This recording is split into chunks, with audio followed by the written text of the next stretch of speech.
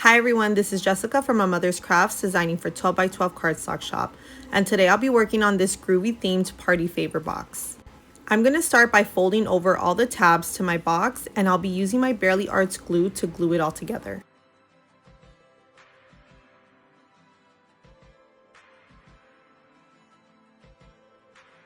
All the cardstock colors that I used to create this project can be found and purchased on 12 by 12 Cardstock Shop's website. And be sure to check out the description of this video for a list of names of the colors that I used.